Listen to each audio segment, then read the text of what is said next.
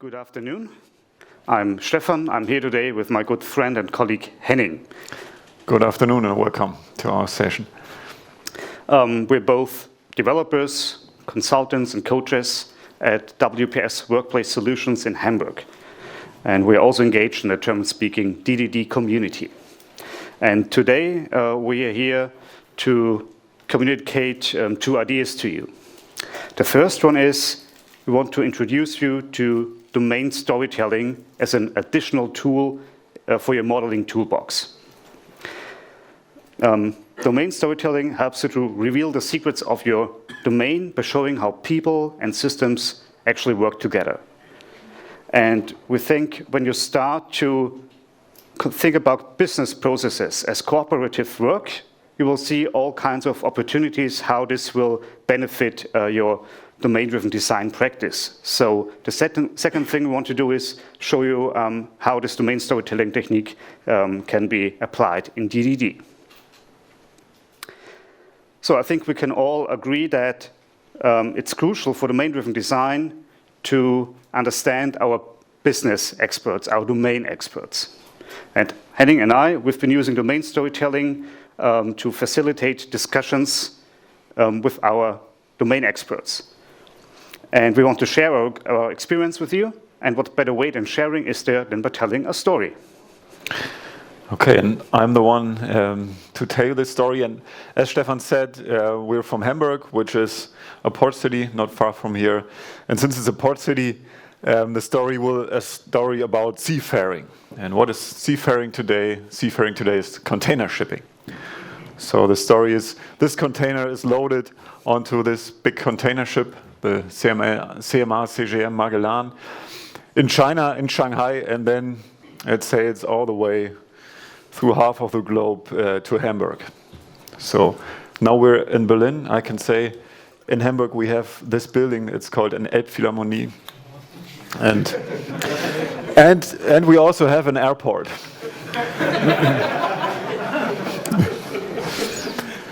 Okay, but let's not get too deep into this. Okay, so the ship sails around half the globe through the Indian Ocean, through the Suez Canal, the Mediterranean Sea, and then the Northern Sea. And I don't know how familiar you are with European or German geography. When you look more closely onto this, we can see this is part of the world. The red sticker there's Hamburg, and when we zoom in more closely, we can see Hamburg is a port city, but it is not located by the sea. It's somewhat strange, but this is the case. So when the ship arrives up here in the northern sea, then it still has to sail upstream the river Elbe, about 100 kilometers to come to the port.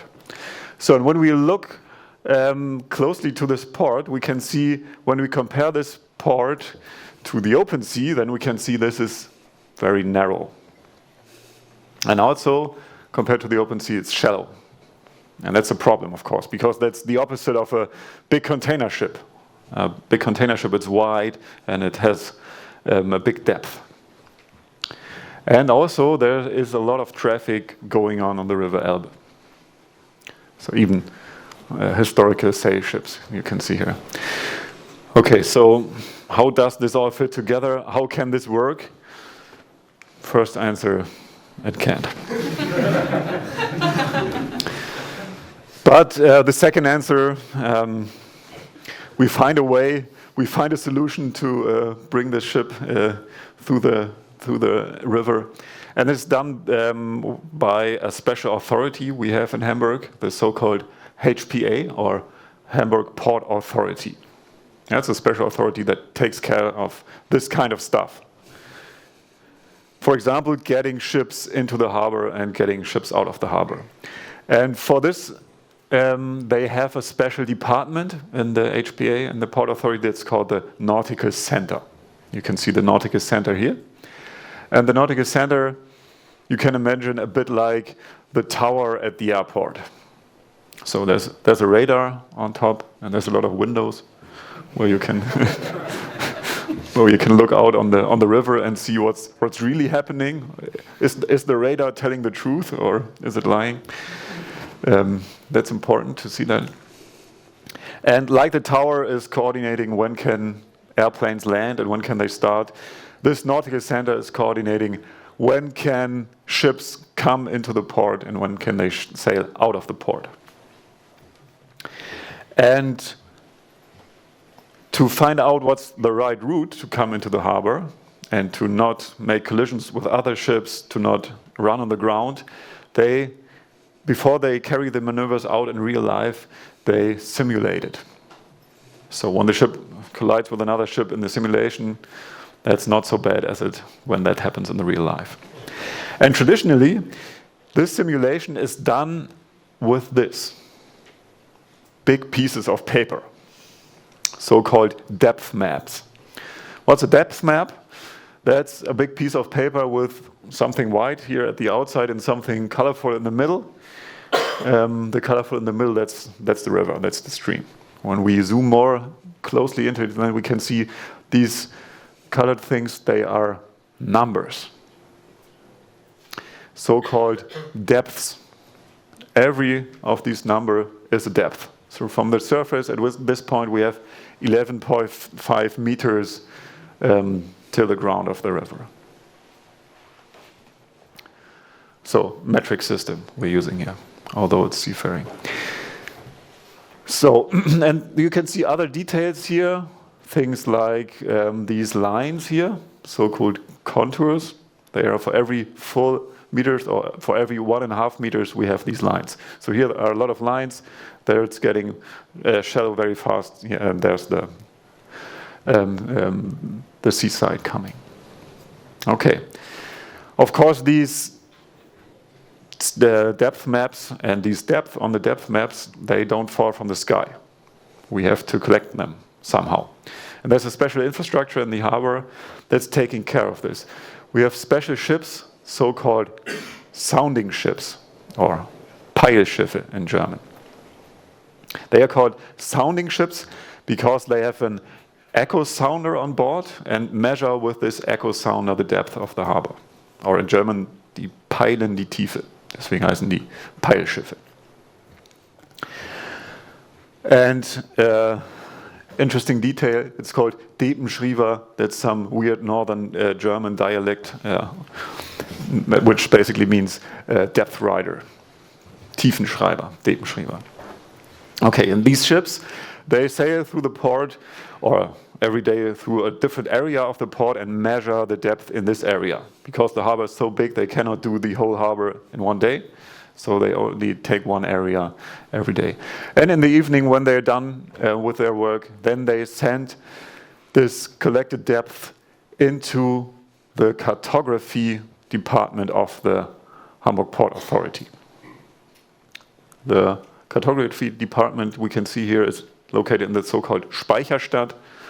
That's north of the River Elbe. The nautical center is south of the nautical of the river, and that's a bit of a problem because this cartography, they take this depth, this data they get, and then they calculate local minimums and these contour lines. Local minimums because they get a lot of data. For every square meter we have in the harbor, we get one depth, and that's much more than we can show on the depth map. So we have to calculate the minimums. And then in the end, this cartography guys, they draw a depth map, put it into the mail, send it over to the other side of the river where the nautical center is located. So the next day, the nautical center guys open their mail, take out these depth maps, these Peilpläne, and then put them onto the stack of old depth maps they have. They have this stack because then they can look what is the history of the depth, like this. Okay. But the history is not interesting for what we are doing here. We want to do the ship maneuver simulation. So we have one part for the simulation, this depth map, but we also need the ship. And the ship, it's traditionally done with this. That's a piece of cardboard which has basically the same silhouette like the ship outside in the river mouth. A so-called ship silhouette. So important detail is the scale. You can see here.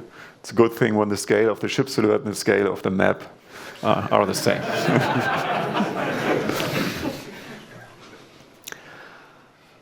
Okay, so this solution looks kind of funny and silly to us, technical people, but it's very pragmatic. It's just doing what they want. You can move the silhouette around on the map and can see easily when you touch depths that are not deep enough. So that's what we do with them. But of course, we as technical people, we say, isn't there an app for it? And I was lucky to be in the team that built this app 2 years ago. And it was, over the years, it had been tried to build a solution and had been tried another solution, and they never built a solution that was good enough to get rid of this old paper solution. And that's why that's because they used traditional methods of input, a keyboard, a mouse, and well, that doesn't really fit what we're doing in maneuver simulation. So we were only able to replace this old solution because now we have these big touch devices. You can see here. So here we have the old solution and the new solution in one picture. The old solution is up there. There you can see the paper depth map and the box with the ship silhouette in it. So, do I get the pointer somewhere? No. Okay. Up there it is. I can point for you, I think. You can point things, yeah. That's the box. Thank you. Yeah. And what you can see here, and that's a special kind of domain-driven design, is all the tools we have in paper in the real world, we now have digital in the digital world. So we still have the depth map, but it's now a better depth map because this depth map here, this digital depth map that can do things like zoom in and zoom out. And we still have the ship silhouette like above in paper we have here, but it's also better. It's transparent, so you can see the depth that are below the ships. And we also have a ruler like here, but this is now done with the fingers, and that calculates the distance between the fingers. So the idea was taking a lot of the stuff we have in the old world and bring it to the new world, so it's very easy to come from the old solution to the new solution.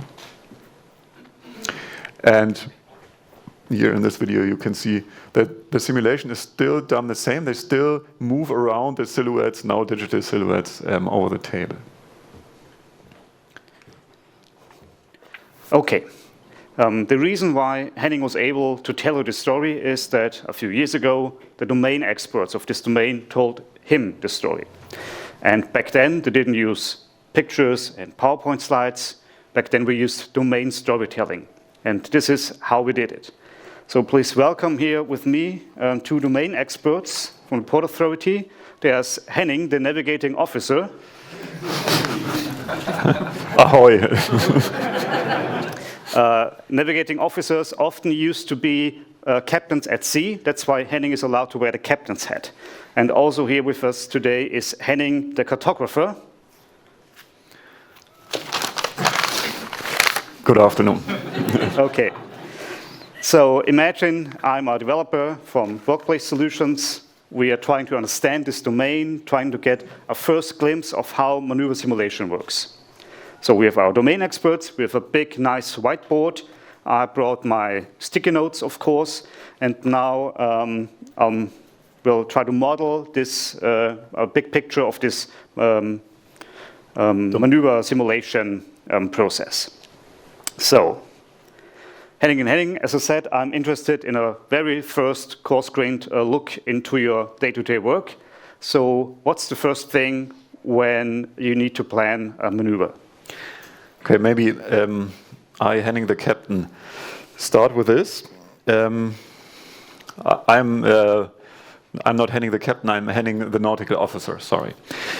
I'm working in the nautical center, and my daily work is that when ships arrive in the river mouth, then the captain of this ship calls me on the radio and asks me for a route to come into the port.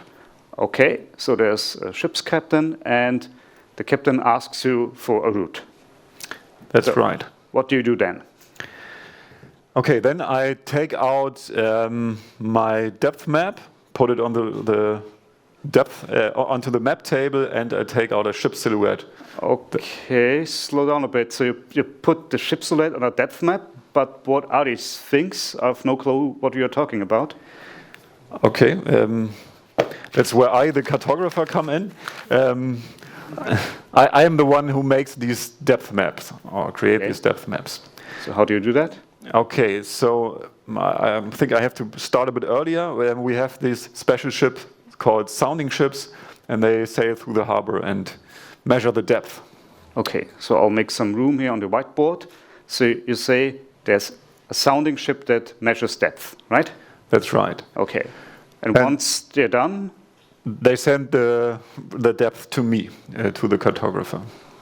Okay, so you get some depths, and then you need to do something with that information. Yeah, that's right. These depths, they are in a raw format, and I kind of refine them. I calculate local minimums and contour lines out of these depths. Okay, so you make your calculations of the contours and the minimum depths, and then?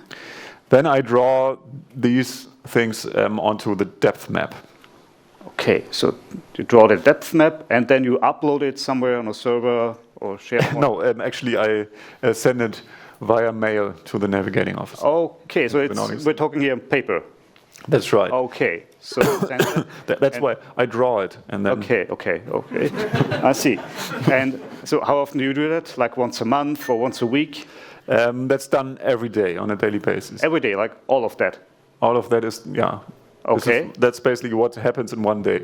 So in the morning they sound it, and in the afternoon I send the depth. Okay, so I'll take a note of that, and then. Heading the navigating officer, then you're ready to take the call from the ship's captain? Yeah, that's right. Then I, as a navigating officer, got this call from the captain, which he asked me for a route, and I put out the depth map on the table and the silhouette on this depth map. Okay, still, what's a ship silhouette? Where does it come from? A ship silhouette is a form of the ship that's outside on the river, and it has the same form, and that's a piece of cardboard. Okay. So when the ship has been there already, then I take it out of a box of ship silhouette, and if it's never been there, then I take out a pair of scissors and cut it out of cardboard. Okay, that seems a little bit complicated. So since I'm trying to understand what you do, can we assume there's already a silhouette available? Is that a common case? That's the common case. That's right. Okay, then because the ships, they come again and again. They say the same routes. Then I'll leave out the step where you create this silhouette, and let's just assume there's one available. Then you put it on your depth map. So why do you do that? What's that good for? Yeah, I wanted. So there's now I'm able to make this to find this route. So I now move this ship silhouette around, and I turn it around on the depth map to find the route. Okay. On the piece of paper. So you move and turn the ship silhouette to find the route, and once you know which route the ship should take, then I finally call the captain and discuss the route with him, so he can then take this route to sail into the harbor. Okay. Before the captain called you on the radio, so again you call him on the radio. That's right. I call him on the radio. Okay, and you discuss it with the captain. So, did we miss something, or is that it? Well, there's of course a lot more, but you said you want a coarse picture, a coarse grain picture, and that's from a distance. That's it. Okay, thank you, Henning and Henning. You're welcome. Good.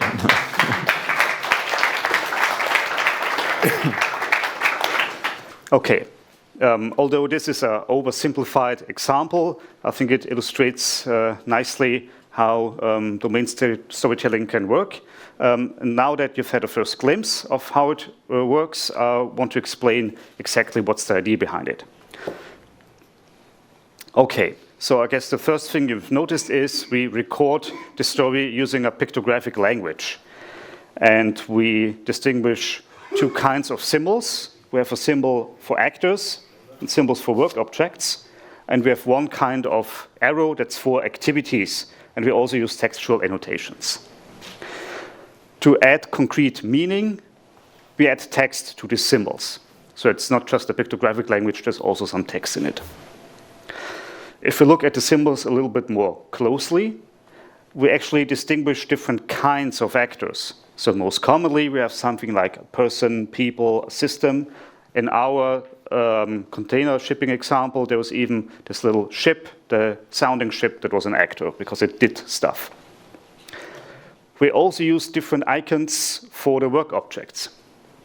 We use them to represent the medium of the work object. So someone asks for a route on the radio, that's a verbal request, and you find a route and write it down on a piece of paper. That can be the same route, but depending where you are in the process, it's visualized differently. With that simple vocabulary, we can build sentences. And the idea is that the sentences in the pictographic language, they almost read like sentences in natural English or German or whatever you speak language. Now, to tell a story, we need more than just one sentence. So what we do is we append sentences, and to express the order in which they should be read, we add these numbers. So we bring them into a sequence. The idea behind domain storytelling is that we don't model every process with it. Our goal is to understand the domain at first, and we do that by learning from examples. So our idea is to choose a couple of good examples, and we can learn more from them than from premature and therefore bad abstractions. So we usually start with the best case or a happy path scenario. Then we maybe look at an important variation. So maybe it's not a container ship, maybe it's a cruise ship. Maybe it's a different process. And we also look at maybe a common error scenario, something that bothers the people all the time, or a very dangerous, important error scenario, something that happens once a year maybe, or once every 3 years, but if it happens, oh, it's really bad.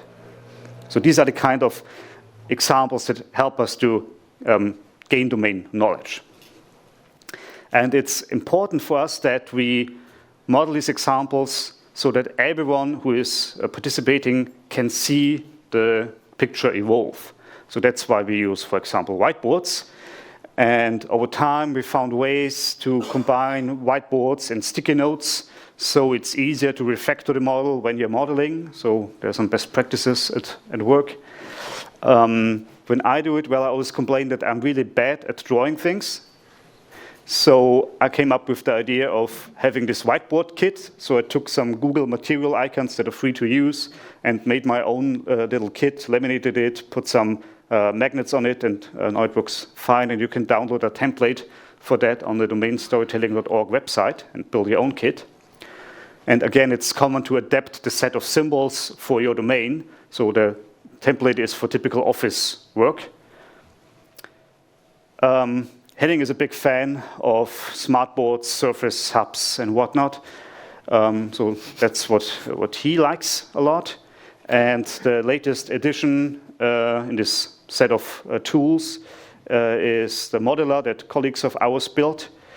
That kind of bridges the gap between I have a whiteboard that's easy to use, but I want to model a lot of stories and run out of whiteboard space. So here I have a very big digital whiteboard. And one of the features, of course, that you can add on top when you put something in the digital world is here you see a button for play, so you can actually replay the story step by step. That's very useful if you want to retell the story to someone who wasn't part of the workshop. Okay, so that was, in short, how domain storytelling works and how you do it. Okay, so far what we did was knowledge crunching. So we were chewing on the domain and getting the juice out of it.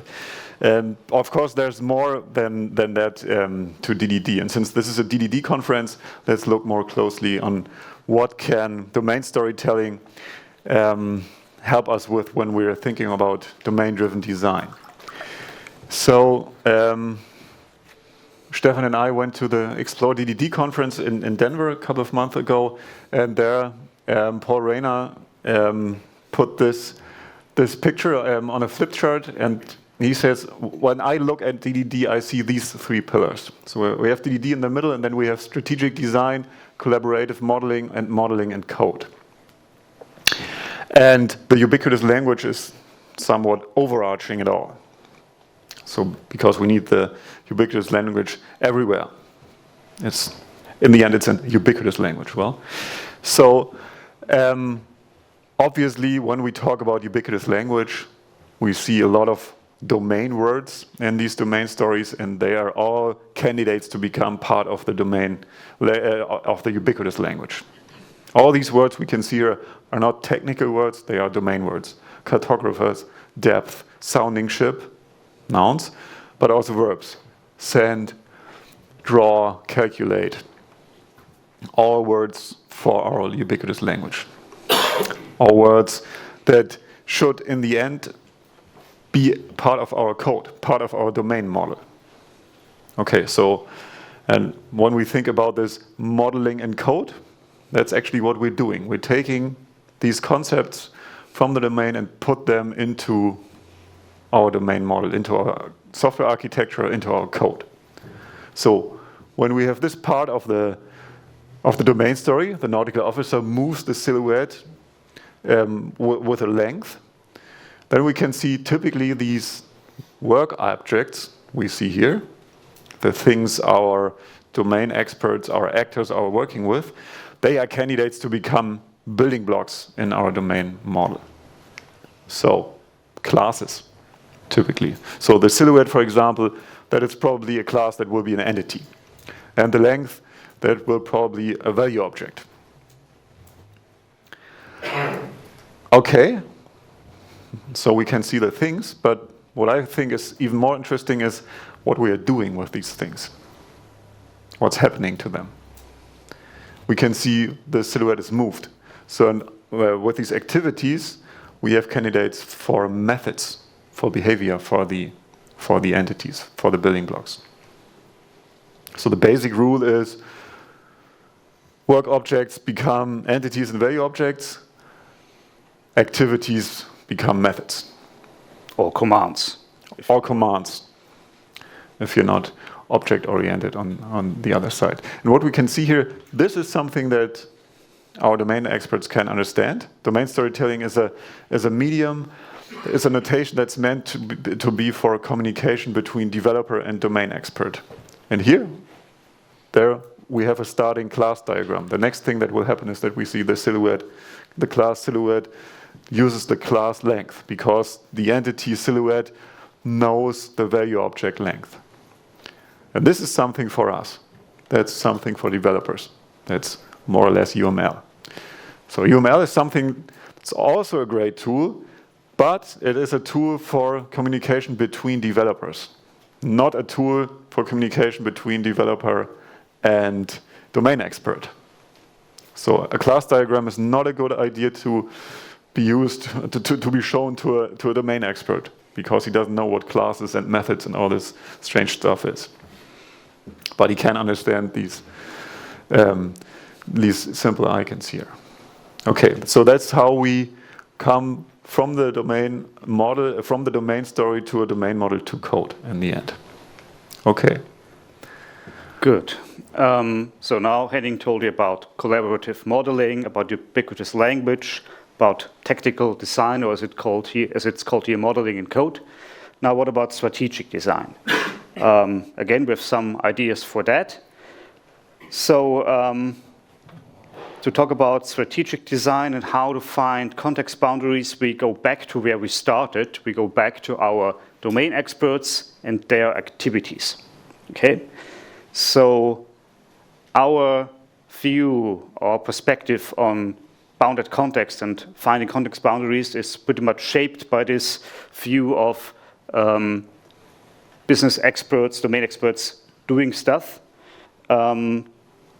So their activities shape bounded context. That's our basic idea. So I want to explain to you now what I mean by that. And for that, we go back to our example.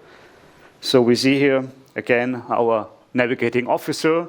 And in this process that we modeled, we saw that the navigating officer moves and turns ship silhouettes, or he or she discusses routes with the captain. So these are things that are very closely related to maneuver planning and simulation. But the navigating officers, they also do other activities. For example, they receive depth maps and a lot of more activities that are not so closely, or maybe even not at all, related to maneuver planning.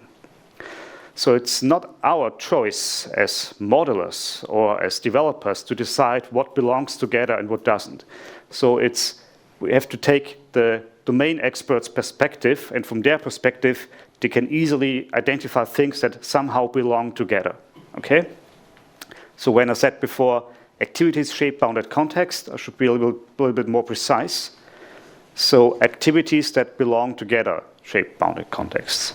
And how do we know if they belong together? Well, we have to do some collaborative modeling with our domain experts. Then we will see stuff that belongs together from the domain expert's perspective. So that's how domain storytelling has shaped our perception of bounded contexts. And again, I want to show you that in our example. So if you go back to the story, well, the layout almost tells it. So there's a group of activities that is very closely related. So if we were to ask the navigating officer which of these steps are like the core of maneuver planning, well, it would be that group of activities. So what do we do with the rest of it? Well, we can't really tell from this picture. It gets a lot more fuzzy and blurry. So we barely covered the people that work on the sounding ship, for example. They were not even present in our workshop. So there's no way to tell if this is very close related. So maybe there's a cartography bounded context. Maybe there's a sounding bounded context. Maybe they are the same. But what we can tell pretty early on is, okay, we have this, actually it's more than a gut feeling. We have this idea that maneuver planning is probably something that is a bit isolated from the rest of the activities that these people do. So we have here a good candidate for bounded context. So to summarize, for us, a possible definition for bounded context is activities that, from an actor's perspective, belong together. So that's one of the heuristics we use when we think about where to draw our boundaries. But again, as I said, it's just one heuristic. Strategic design is probably one of the most difficult things to get right with DDD. So you need all the help that you can get. That means you should, and maybe even you must, use more than just one heuristic. There are a lot more out there. I've been to a couple of talks today that already mentioned stuff that could be very useful for that. I want to point out one particular talk tomorrow afternoon. Nick's talk, go there. This talk is a gold mine. If you think about context boundaries, it's really good stuff that he has to tell. Okay. Yeah. So what we show you in the talk is what domain storytelling is and how you can use it for some of the things from DDD. But of course, we only could give you a short overview. There's a lot more to tell about you, and we don't have the time to do it now. But fortunately, Stefan and I are writing a book about this. Well, I'm not so sure I should be happy about this. But yeah, well, if there are questions, then. What is the release? Yeah, thank you. Yeah, we are thinking about Christmas, but we haven't decided which year. Okay, so follow us on Twitter, then we'll keep you posted with the new stuff. Okay, in the meantime, what we want to do is we want to encourage you to try out domain storytelling, experiment with it, see how it fits into your work, how it reveals secrets of your domain. And please share your experience and get back to us. So please tell us your stories. And that's it for today. Thank you.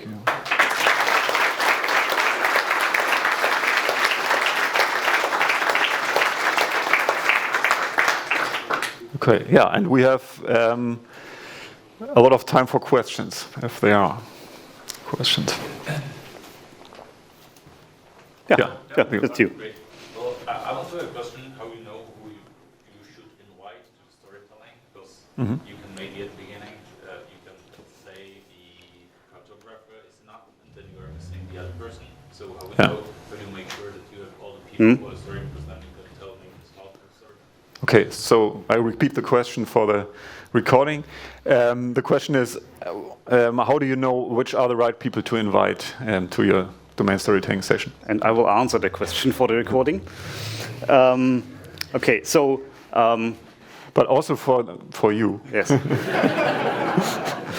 So, there's usually a little bit of preparation before we go in such a workshop. So the first thing we usually talk about is, okay, what is the software supposed to do? So people will tell us stuff like, oh, we use it to plan maneuvers, or to manage which ship can go to which quay wall. And then we say, okay, so who are the experts in that field? What departments are concerned with that? And then they will say, well, there's navigating officers, there's cartography, and that's our first idea of who we have to invite for that. But of course, during the workshop, we can encounter situations where with this sounding ship, we say, okay, we have a little knowledge here at the table or before the whiteboard of the sounding ship, but there's no one actually present who does the sounding. So we don't want to make too many assumptions there. Maybe have a follow-up workshop with people that we discovered we also have to bring to the meeting so we can see their part of the story. Yeah. And the truth is, as always, you will not do it right in the first time, and it's also something that's iterative. So usually when you start with a project, you do things like this bigger, and in the end it gets smaller, but of course you have to do it again. Maybe not every sprint, but every couple of sprints to resharpen your knowledge about the domain. Okay. Other questions? Yes. We're actually working on a large DDD project, and it's run for I think half a year. And we're at a point where we go to the testing, and we didn't know about domain storytelling. But when I hear to your talk, I think it's probably a good idea to sum up the domain and the story of the domain with this technique, and present the actual state of the project to the stakeholders. Do you have experience with that, or do you think that this is possible, a good idea? I'll repeat first. So you're working on a DDD project. You're approaching like release or production interface or whatever. Yeah, okay. So first testing round. Okay, so first testing round, and the question is, how can domain storytelling help with making this transition or making this move? Is that correct, or? Yeah, because in the beginning we done some event storing sessions and modeled the domain, but that's already half a year. So if you don't mind, I would actually like to answer it, because I have a very similar situation right now in my project. So what we did today is we looked at the as-is processes. So we did analysis, that's all we showed you. But you can also use domain storytelling to figure out how processes will be changed by releasing or developing new software. So you can look at to-be processes.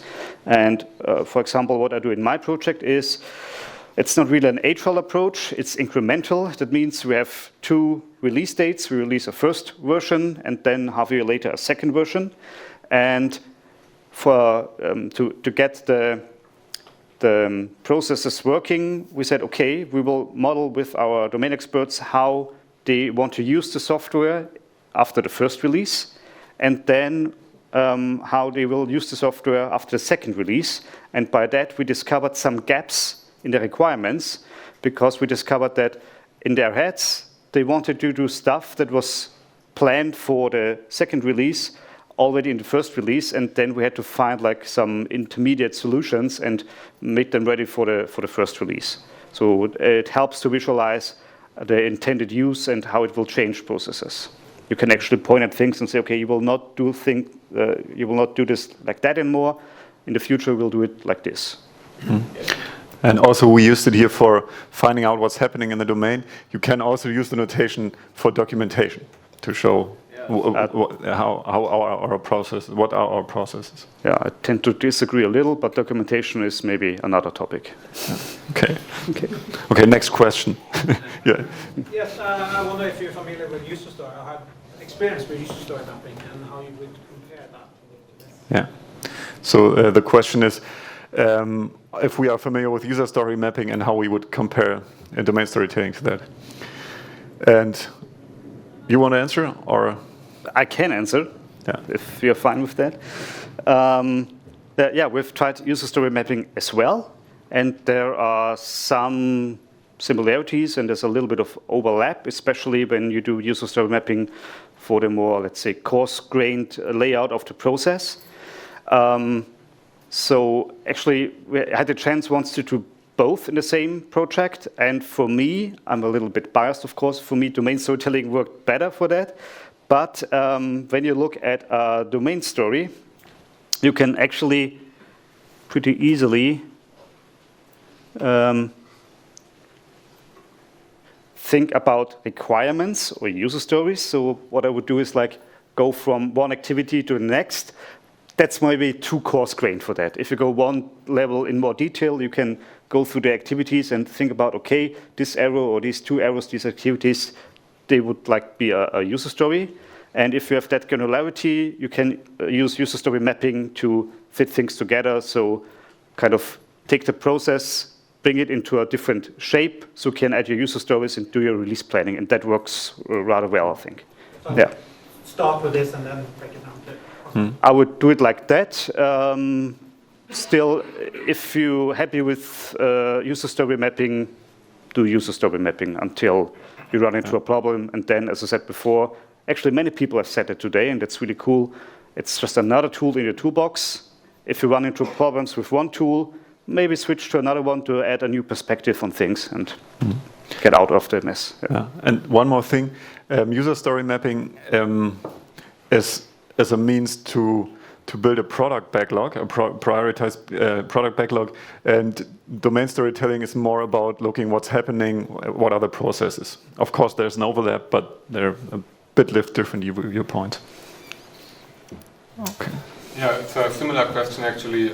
To me, it seems there is also some similarity with event storming in here, and I'd like to ask if you agree with that and how you would compare those. Yeah, so they seem to take a similar role in the whole analysis. Yeah. So the question is, how are the similarities to event storming? And I was hoping for this question. So I have a bit of an appendix here. So how does it compare to event storming? And one might think, when you hear this, is it like this? Is this the new kid on the block? And well, of course, I like the cheap jokes, so I always show this slide. But actually, we're both big fans of event storming, and it's more like this. So a first world problem. There are so many good tools, I don't know which to use in my next project. And as Stefan said, it's important to have more than one tool in your box and to see in different situations, to try different things out and see what's working and what not. So I had one situation where I learned that it's good to have more than one tool. In the morning, I did with a team a big picture event storming. It was great. We had a lot of breakthroughs. broke down the silos. We understood what was finally going on. And then we said in the afternoon, okay, so now let's look at another area and do the same, since it was so great with event storming. And then we started again, and after half an hour, there only were 3 events on the wall, and it just didn't work out. And then we switched to domain storytelling and said, okay, now let's look at this process from another perspective. Let's model it with another tool. And then we came around this cliff. And so that's why I think, or we think, it's good to have user story mapping. It's good to have event storming. It's good to have domain storytelling. And there will be more tools in the future, and we will all need them to build real software. And what's also important is these are all tools. These are not ends in themselves. These are means to come to an end. And the end is we want to make the life of our users, of our domain experts, easier or better, or their work faster. So typically we do this by running software, but that's what we want to reach. Everything on the way is just a means to get there. One quick follow-up from my side. There's also ways to combine the two methods. So what I've done a couple of times very successfully is when you start with a big picture event storming, like that, you might encounter sections where you have a lot of events. Maybe you have even the little stickies for the actors there. A lot of events where you see there's a lot of interaction going on. Different people contributing different stuff, and maybe you have the same event phrased from different perspectives. So if I sell stuff, I sell maybe a ticket. If you buy something, if you're the customer, you buy the ticket. If you encounter something like that, maybe focus on this section and take this process and remodel it on a more detailed level as a domain story, and then suddenly you will see all the interactions. So this is more flow of time, sequence, and domain storytelling is more about the interactions and cooperation. Okay, more questions. You were first in the back, yeah. Where do you draw the line in these workshops? How much detail you want to have? Because typically, when your customer starts talking, he's talking a lot, and then he's talking about the business rules. For example, in your example, I could imagine, yeah, and it has to be at least 10 meters deep, the water, and otherwise something bad happens, and so on. So, do you let him talk, and where would you note this, or do you interrupt him and guide him to the bigger picture? Yeah. So the question is, where do you draw the line? What is too detailed? What is not detailed enough? And if you don't mind, I will answer first. And as Stefan said, we are consultants, so you know what we answer to every question. It depends, and this is also true here, the level of detail. So typically when we do what we've done here, this big picture thing, then we don't want to go too much into the details, and then you somewhere stop your domain expert and see, let's stay on a coarse-grained level. And a measure for me is the time you have to the time you have in this workshop. And what we want to do is tell a story from start to end. If we only have 10 minutes, then will be only 2 or 3 arrows there. And if we have half a day, then there will be more. And if we have a whole day, then there will be a lot more. So starting with a story, bring the story to the end, that's important. For big picture domain stories, when you go into these domain stories to build a domain model out of it, then it's typical that you say, okay, let's go all the way down into the details. Let's look at everything you're doing. And then you will typically look not at many actors, but only 1 or 2 or a handful, and all the actions he is doing. And there you go into the details, because you want to have a lot of vocabulary then for your domain model, for the entities, for the value objects you build, and especially the methods or commands that come out of that. So in my experience, what quite frequently happens is when you start a workshop, people start to tell you all the things that could possibly happen. So they go wide. And we say, well, before we go wide, let's go deep first. Well, maybe not deep, but let's have one continuous story from beginning to end, so we have an overview of how things work. And all these little variations and arrows that could happen, well, we take notes of them, put them aside for revisiting them later. So if someone says something, has a remark, I say, okay, I'll value your contribution, I will write it down, but this doesn't really have to do anything with the story we are looking at right now. So let's first finish that. And then when we revisit all those remarks, many of them boil down to something very small, very marginal. So if you understand the basic case, many of these little variations can be easily understood. And if it's a major variation, if the process would look completely different in that case, as I said before, maybe it looks completely different for a cruise ship because they go into another part of the harbor and things were differently there, well, then we make another domain story for the cruise ship. Okay. And also, I forgot what I wanted to say. Sorry. So, yes, now it's coming back. A typical thing you want to start with is the 80% case, the sunny day case. Yeah. So that's typically a thing you want to focus on first. Let's see, why are you doing all this? So you want to get the ship into the harbor. That's what we want to find out, not what happens when the ship touches the ground. Those are all interesting things, but interesting for later. I think we have a few more questions. You had another question. Okay. Yes. You said you use the activities from the perspective of the domain experts to find the bounded context. Mm-hmm. How do you achieve this? Do you ask the domain experts or do you try to get into the perspective? So what's the process in finding these boundaries? Do you want to repeat while I put up some backup slides? Okay, so the question is, we said that we found the bounded context as group of activities, and who decides which, what is that group of activities? What belongs together? Is this the developers or is it the domain experts who tell this? Okay, or who decide this? Well, there's a little bit more to it, so we didn't explain all of these ideas. So again, we start to look for clues and heuristics.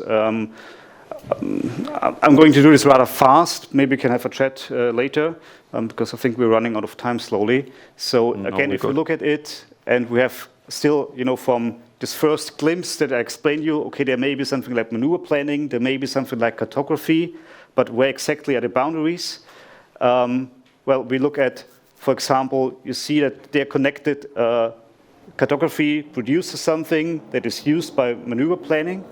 So already a little context mapping going on there. So this is a good indicator, one indicator, so you have a one-way information flow. That's, for example, there's not much cooperation going on between the two. Another one is language. So they talk about ships and ship silhouettes. They also talk about ships. So one could easily be mistaken, especially if you're new into that domain, and say, ship, ship, ship, it's all modeled as ship. But then the people can point out and say, no, that doesn't make any sense. I'm talking about a different ship here. This is the sounding ship, not a container ship. So you notice difference in languages. That's another good indicator that helps you to figure out what belongs together. And if you remember, these things down here, they are done on a daily basis. The things up there, they are more like request response. So we have different triggers here at work. So the one group of people, of actors, their activities are triggered by a request from a captain, and the other people, well, they have their day-to-day work. That part of the talk is also online already. I think that was our talk in Amsterdam. So if that was too fast for you, you will find it online. Mm-hmm. Yeah. I think a direct answer to your question is also, in the end, it's always the domain experts. It's called domain-driven design. We want to know from the domain. And even if we say these are the context boundaries we think are right, we always have to ask our domain experts, do we understand this correct? So that's why we're doing all this stuff. That's a tool for active listening. We retell the story we hear and we say, do we understand this correct? And is there really a boundary between this area and that? So we never do this without feedback from the domain experts. Okay. Okay. One last. 5 minutes. 5 minutes, okay. 5 minutes, okay. So Yeah. if there are questions, one. Yeah. So maybe this is just an example, but it seems to me that instead of discovering the domains, this approach rather lends itself to modeling the existing system. How do you tell if you're actually influenced by the legacy system? In this case, it was a paper system, Yeah. right? Or if you're really modeling discovering the domain. Like, do you talk to system experts, or Okay, so the question is, how do you find, am I really modeling the domain, or am I modeling the system that's already there? So the legacy system, if there's a software system, or in this case, the paper solution that's there. And yeah, while you are looking for slides, I say what I think about this. I think you're right that it's important that we have to think about problem space and solution space all the time and see what are we discovering here. Is that really the problem, or is that part of the problem of the solution that was already there? And I think in real life, typically there will be a mix of both of it, because in every domain there are already solutions for the problems we have. They may be on paper, or they may be in another IT system, but of course there will be a solution there. Excel. Yeah, there will always be Excel. Yeah.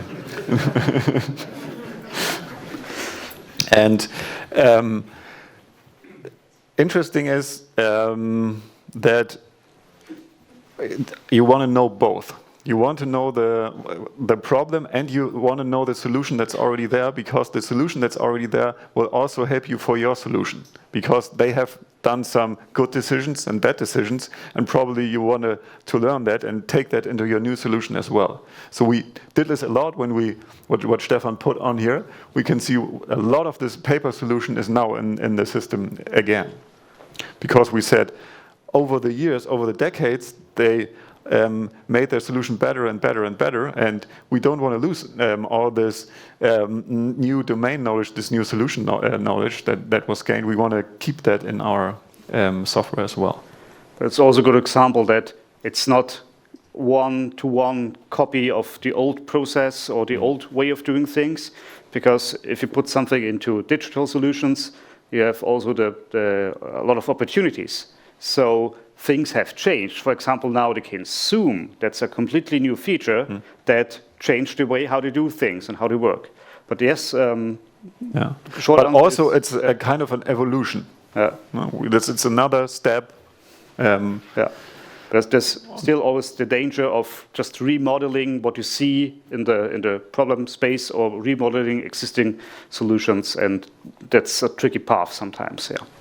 Okay, so we have time for one final question, if there is one, or else we just say thank you. Thank you.